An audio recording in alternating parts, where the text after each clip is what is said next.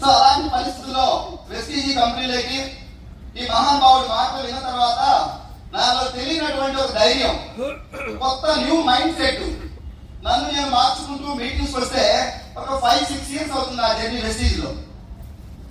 2,000 రూపాయలు రేకులు ఇంట్లో కిరాయి ఉండేవాడిని. రేకులు ఇంట్లో 6 రూపాయలు సక్రమం పెట్టేవాడిని కాదు. ఓనర్ ఫోన్ చేస్తే లిఫ్ట్ చేసేవాడిని కాదు. ఎప్పుడైనా సడన్ గా కనిపిస్తే ఏమైనా ఫోన్ ఎత్తుకునేవాడు. ఓనర్ మాకు ఏం పని చేస్తారు చెప్పండి, ఇంటి ఓనర్ చెప్పాలా? మరి సార్ పైసలు లేక ఎత్తలేదు ఫోన్. నువ్వు కూడా అర్థం చేసుకోవాలి. రోజు 10 సార్లు కొడితే లేని పైసలు ఎక్కడి నుంచి వస్తాయి? ఒక వారం గ్యాప్ ఇవ్వాలి ఒకసారి అడిగిన తర్వాత. అర్థం చేసుకోవాలి సార్ అని చెప్పేసి కష్టపడ్డా. ఆ ఓనర్ దగ్గర మాటలు పడ్డాం. ఆ మాటలు అవన్నీ నాలో కసిని పెంచి దేవుడు వెస్టీజ్ ప్లాట్ఫామ్ పంపించిండు.